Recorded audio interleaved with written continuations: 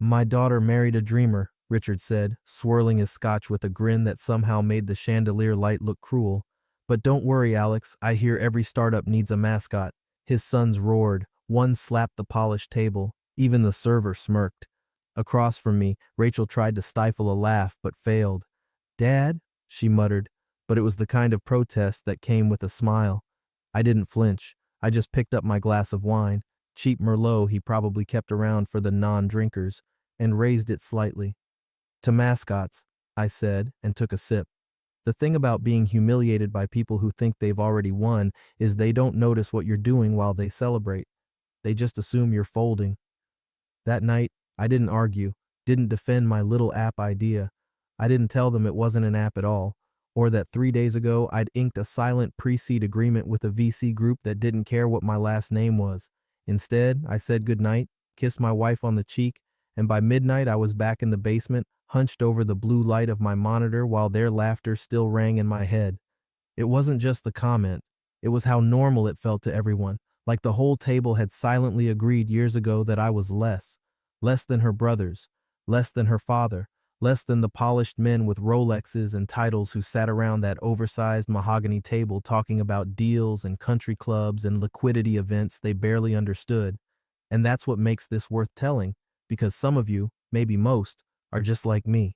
You married into a family that talks about value at dinner, and you're the only one not holding a portfolio. You bite your tongue. You get called supportive like it's a handicap. You hear phrases like, he's trying something, with the same tone people use to describe experimental therapy. And if that's you, hit subscribe. Not because I'm some guru, but because over 97% of you listen without ever clicking that button. And truth is, when you do, it tells the team working behind this story that it's worth continuing, that someone out there gets it. Anyway, that night I didn't sleep. I built. No PR, no pitch deck, just code. Raw, fast, unstable code. I tore down the prototype I'd been wasting time refining for months and started over from scratch. No investors, no meetings, no damn slides, just a whiteboard, 3 NDA-signed Slack threads, and a name, Deep Cradle. Rachel didn't ask where I was the next morning. I think she assumed I needed to cool off. She went for brunch with her mom and posted a boomerang of mimosas clinking over the caption, "Champagne solves everything." Yeah, everything except the fact that your husband is already slipping through your fingers. That same day, I called Ethan and Dana, 2 engineers I'd worked with at the consultancy before I quit, told them I was going dark. No socials, no logos, stealth mode from day one. We build in silence or not at all.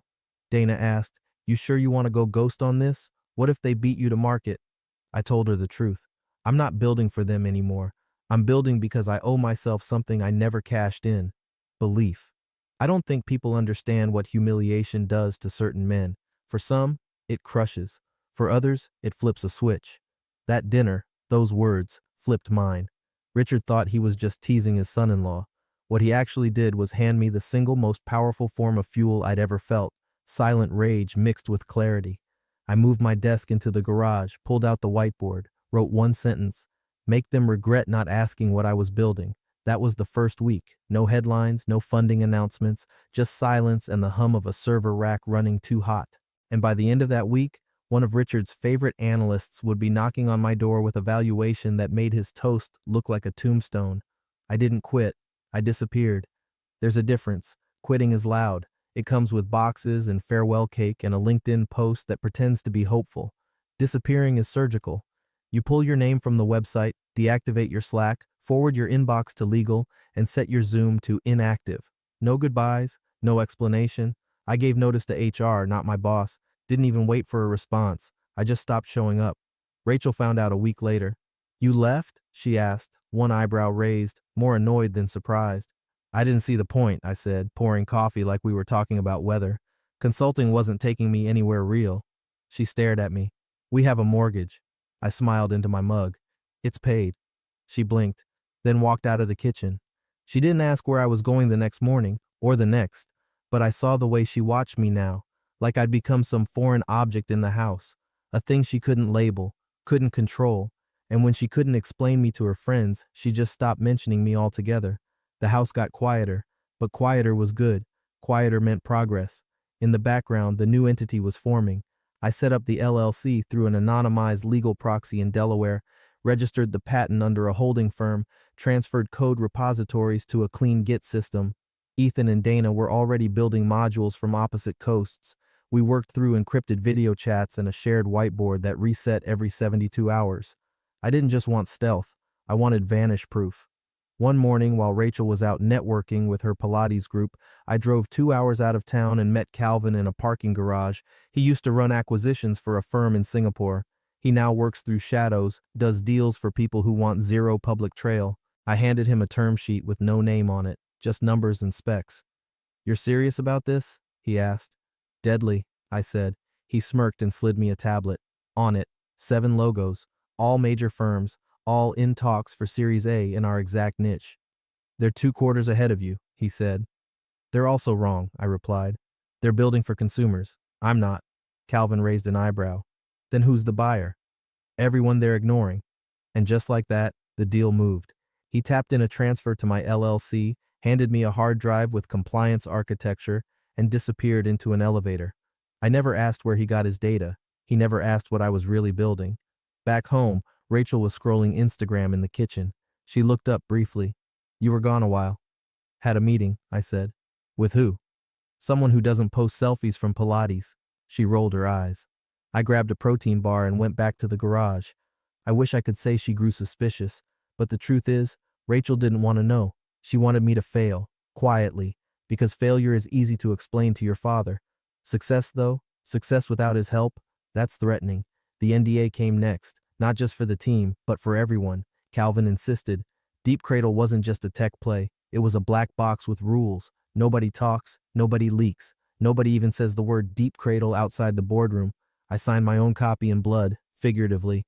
My wife's name wasn't on a single document, not as emergency contact, not as spouse, not even as witness. When Dana asked why, I told her flatly, "This one's just me." That night, Rachel left a job posting open on her laptop, a listing from her father's firm, junior marketing associate. I closed the lid without a word. She wanted me to come crawling. She didn't realize I was already building the escape tunnel beneath our marriage. Funny thing about stealth mode, people assume you're unemployed, that you're drifting. What they don't see is the server purring under the floorboards, the domain registrations pinging across the Atlantic, the engineers clocking in at 2 a.m. because they believe in something nobody else has seen yet. They don't see you because you've learned the art of becoming invisible on purpose, and when you finally show up again, they mistake it for a miracle. It's not. It's the plan. The distance didn't come overnight. It crept in like mold, quiet, slow, and persistent. One morning, Rachel stopped making 2 coffees. A week later, she stopped asking if I'd be joining her parents for brunch. I became background noise, a soft thud of footsteps in the garage, a closed door down the hall.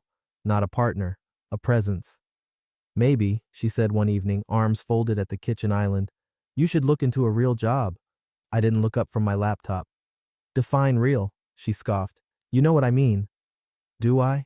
She leaned back on the counter, pulling her sleeves down like armor. "It's been months, Alex. You've got this thing in the garage. No revenue, no team I've met. You don't even talk about it anymore." "It's going well," I said. "That's why I don't talk about it." "You sound like those weird crypto guys who think they're going to be billionaires off tokens and duct tape." I paused. "Crypto guys don't have signed vendor agreements with 3 major medical networks." She blinked. "What?" "Nothing," I said, and that was the point. The next day, she went to dinner with her parents, alone, no invitation, no explanation. She came back glowing. "Dad says he's willing to give you a chance," she said, tossing her clutch on the table like a trophy. "You can shadow the marketing team for a few weeks, just to get back into the rhythm, get out of your head." "Shadow?" I repeated. "You'd mostly observe, maybe help with outreach. It's not glamorous, but—" "No thank you," I said, returning to my laptop. She stared at me like I'd spat on a gift. "Alex," she said slowly, "this is a way back in, a bridge. You don't have to prove anything to anyone." I smiled, just slightly. "That's the part you don't get. I'm not trying to get back in." She left the room. She started working late again after that, claimed it was quarter-end stress, but I knew. The text came after midnight, the long showers with her phone perched just outside the curtain. I didn't need to see the screen. I'd built enough systems to know the patterns. I wasn't angry. I was working, because the deeper I fell into Deep Cradle, the clearer it all became. The way Rachel had always been more loyal to image than effort. The way Richard's voice lingered in our house even when he wasn't there. The way the people closest to you are often the last ones to believe you. But I wasn't building for belief. I was building for leverage. We hit a dev milestone that week. Our architecture went fully modular, which meant scalable overnight. Ethan messaged me at 3:42 a.m. This thing could run a hospital group blindfolded. Don't tempt me, I replied. I got an email the next day from one of our proxy firms, a list of acquisition targets, 3 companies, all competitors to Richard's diagnostics arm. I stared at the screen for a long time. That evening, Rachel asked if I wanted to come to her friend's engagement party. Will your father be there? I asked. She hesitated. Yes. Then no, I said, and walked back into the garage. From behind the door, I heard her mutter, You're wasting everything. But I wasn't. I was just reallocating. In the silence that followed, I found a strange kind of peace. She didn't believe in me. That wasn't new. The difference now was, I didn't need her to, because momentum doesn't care about approval. It only needs velocity, and I had more than enough. Dana's voice cut through the static of my third black coffee like a blade. We hit the threshold, Alex. I didn't respond at first. Just watched the upload bar crawl across the screen, one of our modules syncing with a hospital's legacy system in under 6 seconds. That wasn't just performance. That was magic. We'd built something airtight. Modular AI-assisted diagnostics that didn't just play nice with outdated systems, it rewrote their playbook. Alex? She said again. I leaned back in my chair. The garage was freezing. I hadn't noticed until that moment. My breath came out like fog. We're ready for Series B, she said. 3 firms are circling, 1 already soft-committed. I can schedule pitches this week. No pitches, I said. Make it quiet, no PR, no leaks. Use the Shelf Corp name. There was a pause on her end. You want stealth again? Especially now. Dana didn't argue. She understood. Calvin had trained her well. We weren't chasing attention. We were chasing position. And when you're that close to a kill shot, you don't wave the blade in the air. You keep it hidden until it's already buried. We pushed the button. 48 hours later, the dam broke. Calvin called first. You know what you've done? Not yet, I said. Term sheets. 15 of them. You've got Sequoia, Andreessen, Lux, and some new Singaporean fund-throwing numbers. I've never seen this early. I walked to the garage window, cracked it, lit a cigarette I'd quit 3 years ago, and waited. He kept talking. They're all asking the same thing. Who the hell are you people? No press, no founders listed, no leaks, and somehow your pre-revenue metrics are outperforming 2 Series C competitors. I took a long drag. What's the highest valuation? He hesitated. 11.2. I blinked. Million? Billion, Alex. I didn't speak. Did you hear me? I whispered it to myself. Not yet, because it wasn't time. Not yet. Rachel was still scheduling dinners with her father, still sighing whenever she heard my keyboard, still floating job postings across the breakfast table like she was helping me find a lifeboat, clueless to the fact that I had already bought the ocean. That same night, I sat down with Ethan and Dana in a locked signal call. No recordings, no logs. We don't take the offers, I said. Ethan raised an eyebrow. You've lost your damn mind. We take one, I said, but not from them, not from the big ones. Why? Because they're visible. Dana nodded slowly. You want to hit someone specific. I didn't answer. I didn't need to. They knew, because tucked inside the spreadsheet of term sheets was one line item that mattered more than all the rest. A whisper from a small fund run by someone who used to work under Richard's CFO, a foot in the door I hadn't knocked on yet, but would. And when I opened it, I saw the name of a company listed under potential acquisition alignment. It was one of Richard's. He didn't know it yet, but Deep Cradle wasn't just aiming to disrupt diagnostics. We were building a black hole, one that would suck his infrastructure dry, asset by asset, until one day he'd wake up and realize his kingdom had a new landlord. I closed the laptop. Upstairs, Rachel was on the phone. She spoke in soft tones, laughed once, said something about growing apart. I didn't listen. I didn't need to. I'd heard it all before. Same script, different day. Instead, I pulled a sticky note from the wall, the one that read launch at $100 million. I crossed it out, wrote, wait until they look you in the eye, because $11.2 billion means nothing until it's personal, until the people who laughed have to say your name with respect, or not at all. And I wasn't just building a company anymore. I was building the silence that would echo in every room they thought they owned. Richard had always loved these meetings, The quarterly reviews weren't just about numbers, they were performance art. He sat at the head of the table like a monarch, flanked by his two sons and whatever unfortunate junior VP was about to get humiliated for underperforming by 0.5%. He didn't run a company, he ran a theater with spreadsheets. That morning, he was in rare form, double-breasted navy suit, red tie with a pin of the company's original logo from 1986, a callback to the days when he built things, or at least claimed to. "Let's hear it," he said, swirling his coffee. "Revenue, targets, any brilliant ideas you borrowed from LinkedIn this week?" Chuckles all around. Across from him, Gregory, the CFO, cleared his throat, normally unshakable. Today, he looked like someone had tightened his collar 2 sizes too small. "Revenue's solid. Projections are in line despite some churn in diagnostics and imaging." "Churn happens," Richard said, waving it off. "Unless someone finally found a way to scan lungs with an iPhone, we're fine." Gregory hesitated. "About that." The room quieted. "There's been disruption in Tier 2 markets, mostly rural and mid-size hospital groups, accounts that were slow adopters, suddenly migrating to a new diagnostics backend." Richard raised an eyebrow. "Who?" Gregory tapped his iPad and the screen behind him flickered to life. A slide appeared, emerging threat analysis, entity, Deep Cradle Inc. The name hung in the air like a cough that wouldn't go away. "Never heard of them," Richard said, sipping his coffee. "They're stealth mode," Gregory replied. "Only surfaced in filings 2 weeks ago, but they've been operational for months under third-party proxies. Quiet deployments, no ads, no PR, just performance." "Garage fantasy," Richard muttered. "Every year some coder with a god complex thinks he's going to reinvent imaging, then gets bought for $8 million and retires to post golf videos on Twitter." "I thought the same," Gregory said, "until I pulled their board filings." He clicked. A second slide appeared, Deep Cradle Board and Technical Advisors. Richard leaned forward. Slowly, the list populated. 6 names. 3 of them were former division leads from his company, people they'd quietly laid off or tried to poach from competitors. Richard frowned. "Why weren't we aware of this?" "They use shell firms," Gregory said, "and NDAs that make Apple look loose." Richard grunted. "Fine, so they've got a few mid-level defectors. Let them burn their investor money trying to scale. Half these startups flame out once they taste real compliance." Gregory didn't move. "Anything else?" Richard snapped. "There's one more thing," Gregory said. His voice had dropped half an octave. He tapped again. The next slide loaded. It was a summary of an acquisition made the previous week, deep in legal filings. The buyer, Deep Cradle Holdings. The asset, Ridgepath Diagnostics West. Richard froze. "That's ours," he said. "Was," Gregory corrected. "They acquired it through an intermediary. We missed the counter window. Their offer was cash, immediate close." The room fell silent.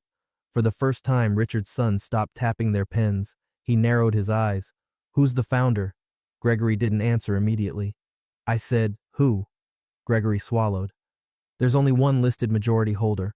All other board members are anonymous. The filings show one name tied to 61% equity." "Who?" Richard said again, more bark than question. Gregory looked him in the eye. He opened his mouth to speak, then paused, as if unsure whether to say it at all. Richard slammed his hand on the table. "Say it." Gregory took a breath. "Alexander Grant." The name hit the room like a dropped bomb. Richard didn't move. His face was frozen, but not in confusion. Recognition. Across the table, one of his sons whispered, "Wait, Alex?"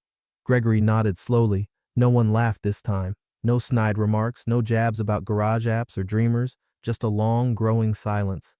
Richard leaned back in his chair. The room spun. His tie suddenly felt like a noose. He said nothing, because he knew exactly who Alex was, and what he was capable of when no one was looking. The room was still digesting the name when the glass door cracked open with an apologetic creak. Richard's assistant, normally robotic in her timing and demeanor, stepped in red-faced, whispering something into her phone as she crossed the threshold.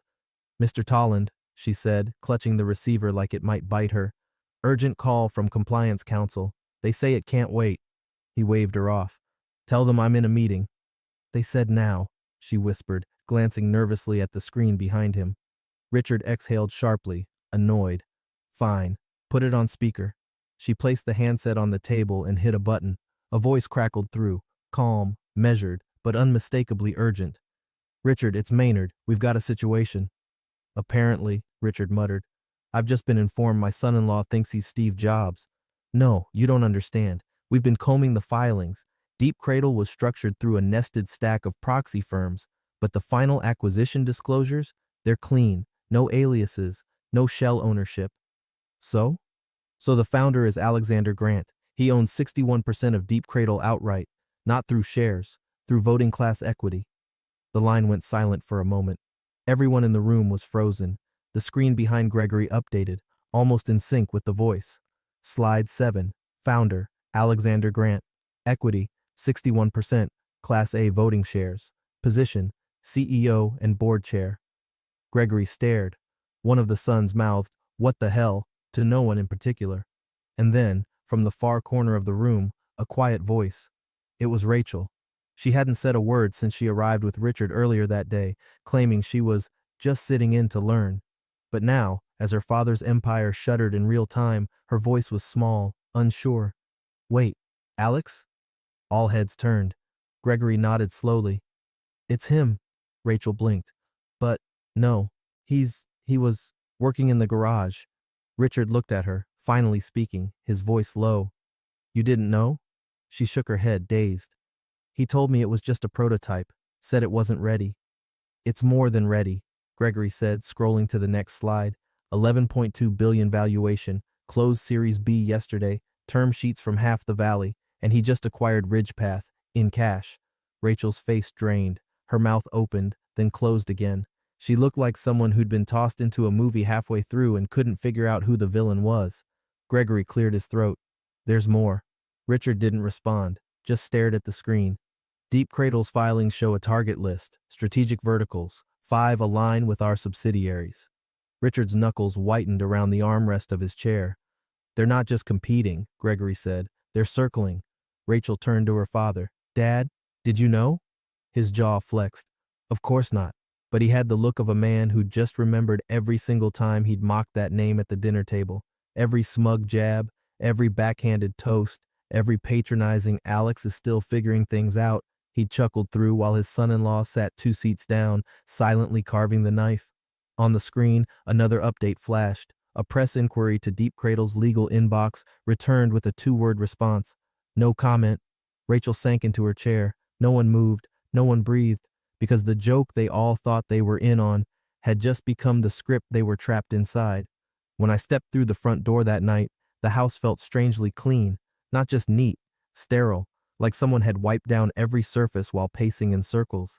The kitchen lights were too bright. The wine bottle on the counter was open but untouched.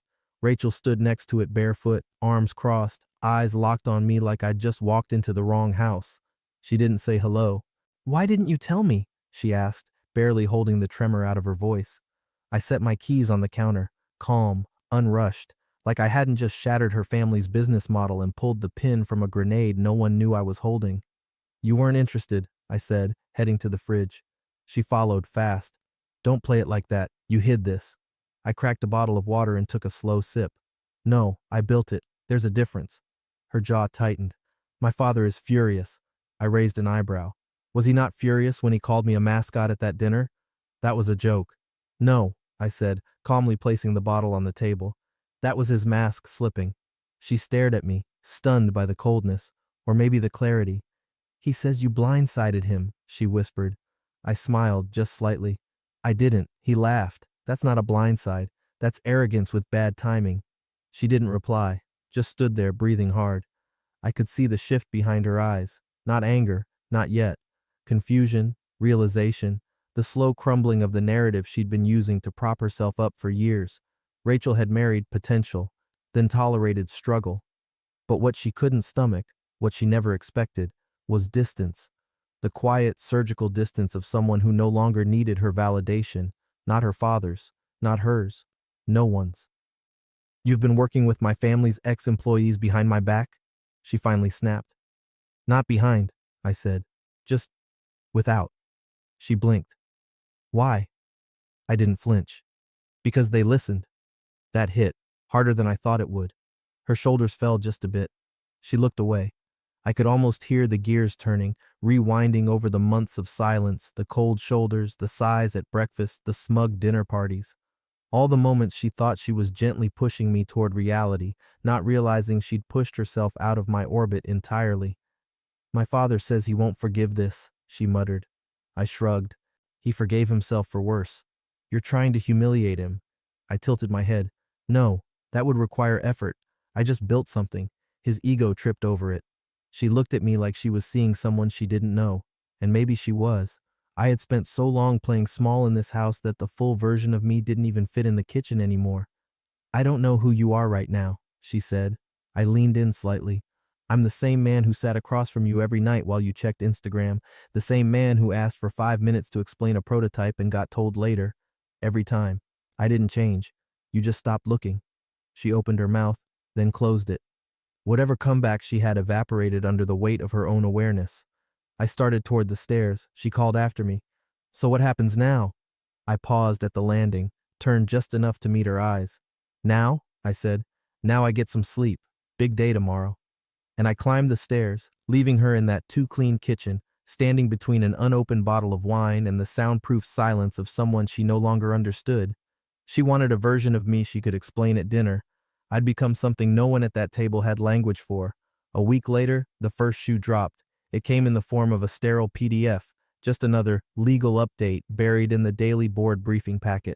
Most didn't even open it at first, just a subject line. Notice of ownership transfer Ridgepath Labs, Inc. Richard was halfway through a call with one of his sons when Gregory, the CFO, burst into his office without knocking. His tie was crooked. His face was pale. Not the usual spreadsheet kind of pale. Emergency room pale. You need to read this, Gregory said, holding up a tablet like it was radioactive. I'm in the middle of something. Now. Richard narrowed his eyes but took it, scrolled. The top of the memo was simple. No fluff, no logo. Just a plain black line of text. Entity transfer recorded. Deep Cradle Holdings. 100% acquisition of Ridgepath Labs, Inc. What the hell is this? Richard snapped. We own Ridgepath. Gregory shook his head. We did. That offer we ignored 2 quarters ago? The one that didn't go through legal? Turns out it did go through, just not through us. Richard's throat made a sound like gravel. He scrolled further. Attached to the legal filing was a 1-page digital memo. No signature, no legalese, just a single sentence. All employees remain. Management will be reviewed. AG. AG? Richard asked, even though he knew. Gregory didn't answer. What does this mean? Richard snapped. It means, Gregory said slowly, you're not dealing with a startup anymore. You're dealing with a consolidator, and he just bought your backyard. That wasn't all. By noon, 3 more subsidiaries received termination notices from shared vendors who were somehow now under exclusive contract with Deep Cradle Holdings. Richard's phone lit up with calls from his own executives asking why they were suddenly locked out of vendor platforms they'd used for years. At 2:17 p.m., HR forwarded a message from Ridgepath's new transition lead. The message contained a compliance onboarding schedule. Richard's name was not on it. The email closed with a familiar signature. A. Grant, founder and CEO, Deep Cradle. Not even Alexander anymore, just A. Grant, cold, formal, surgical. Richard's assistant brought him coffee without being asked. He didn't drink it. He just stared at the window, jaw clenched, one hand gripping the edge of the desk so tightly his knuckles looked bloodless. His son came in 20 minutes later. You see this? The son asked, holding up his phone. Everyone's talking about it on internal Slack. They're freaking out. Richard didn't move. Dad? Richard finally looked up. He didn't go to the press. What? He's not posturing. No articles, no LinkedIn posts, no interviews, no quotes. So? That's what makes it worse. He was right. Deep Cradle wasn't gloating. There was no story in TechCrunch, no CEO selfie with a "We did it" banner, just legal filings, dry memos, silent signatures, and cash. Real cash. That check, the one they said no one could match, it had cleared in under 24 hours, paid in full, no financing, no contingencies. Rachel called that night. She didn't ask how her father was. She didn't ask how the company was holding up. She asked a single question. Did Alex do this? Richard didn't answer at first. Then finally, in a voice like ash, he's not just doing it, he's been planning it. She exhaled, shaky. What do we do? I don't know. It was the first time in her life she'd heard her father say those words, because this wasn't a tantrum, it wasn't a threat, it wasn't some desperate plea for respect. It was a man, quietly, ruthlessly, replacing them. And he wasn't done. The table was set like it always had been, overdone, Oversized, sterile. Crystal glasses that never held anything stronger than filtered water. Candles nobody would light. A long stretch of imported wood between people pretending they were closer than they really were. The whole thing smelled faintly of lemon polish and panic. Richard sat at the head, hands clasped, jaw locked. Rachel to his right, her mother opposite, one brother down the table fiddling with his watch, the other scrolling through his phone like this was a routine check-in and not the beginning of their bloodline's collapse. I arrived 20 minutes late. No apology, no tie. I sat down without greeting anyone. The silence was instant, thick. Richard cleared his throat theatrically. "You humiliated me," he said. I tilted my head. "No, you did that yourself. I just provided lighting." He flushed. "You stole Ridgepath. You're using back channels to gut my company." I pulled a folder from my coat and slid it across the table. Heavy paper. No logo. Just 2 words on the tab. Restructuring offer. Rachel's breath hitched. She didn't reach for it. "This is a proposal," I said calmly. "You keep your title, ceremonial, legacy. You get to sit at the head of the board table, smile for photos. But the actual board, they vote with me now." Richard didn't touch the folder, just stared. "You don't get to do this," he said, voice low. "I already did." Rachel leaned forward, her voice cracked. "What are you doing to my family?" I looked at her, not with pity, not with contempt, just with the same even stillness I'd worn in the garage for 8 months while she laughed at my silence. "What they did to me," I said, quietly. She blinked, stunned. "You're getting back at us?" "No," I said. "I'm correcting something." Her brother slammed his glass down. "This is vengeance." I turned to him. "You sat across from me for 5 years and never asked a single question about what I was building, not one. You called me the hobbyist in front of your friends. I let that slide. But the moment your diagnostics team started copying our pilot modules, that wasn't ignorance anymore. That was theft. You escalated this." He looked away. I turned back to Richard. "You had 20 years to create something worth protecting. Instead, you built a paper empire and filled it with mirrors. And now, a storm's coming, and you're trying to stand behind me like I owe you shelter." He leaned in. "You're still my son-in-law." I smiled. "Not on any documents that matter." Rachel's eyes welled up. "Alex, I was just trying to help you find your footing." "You mean when you suggested I shadow the marketing team? Or when you left the VC dinner early because I wasn't in a real phase yet? Or when you forwarded my resume to your father behind my back?" She didn't speak. "Help," I said softly. "Doesn't look like that." Across the table, Richard opened the folder at last, read the first page. His hands trembled. The terms were final, no negotiation. Just a clear list of asset control, voting rights, transition protocols, no PR, no scandal, unless he pushed. This is a betrayal," he muttered. "No," I said. "This is a response. You're destroying us." "No," I corrected. "I'm buying you time. You just don't recognize the favor because no one's bleeding yet." He stood.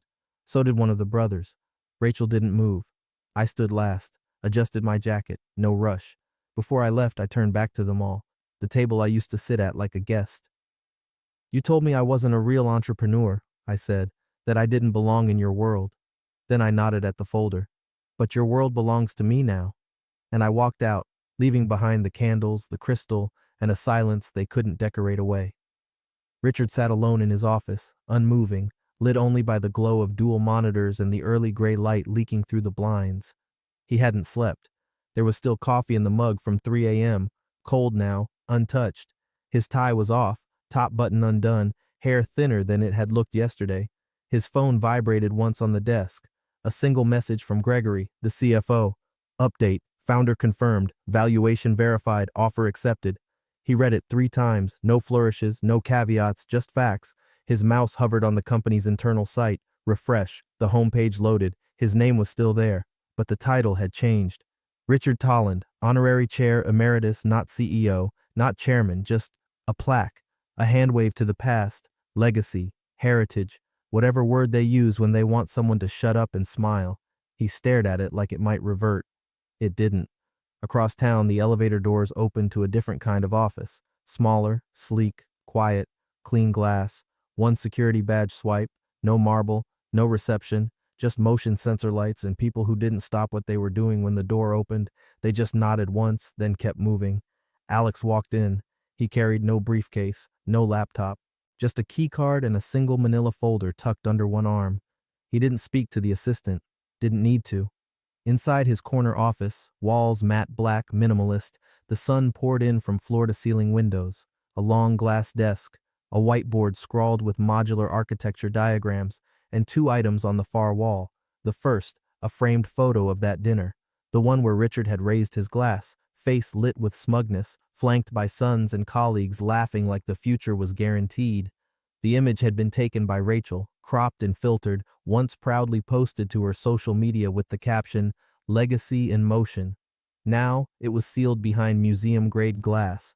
Next to it, mounted with surgical precision, was a single printed sheet. Simple font, no decoration. Launch day, $11.20. Billion Alex stood for a moment, hands in pockets, absorbing it like ambient light. He didn't smile, didn't exhale in triumph. He just stood there, because the moment wasn't about feeling good. It wasn't about being seen. That had never been the point. It was about being right. He walked to the desk, sat, opened the folder. Inside, vendor transition plans, employee equity schedules, a memo marked Q4 strategic target, Tolland East Division. He picked up a pen and signed it. No grand speech, no revenge quote, just ink on paper, another quiet move in a game already decided. Across the city, Richard finally stood, crossed to the liquor cabinet he hadn't opened in a decade, poured scotch into a heavy glass. He stared out the window and whispered to no one, "He warned me." But Alex hadn't warned him. Alex had worked, and when the world laughed, he sharpened the knife, not to cut, but to rewrite the ending.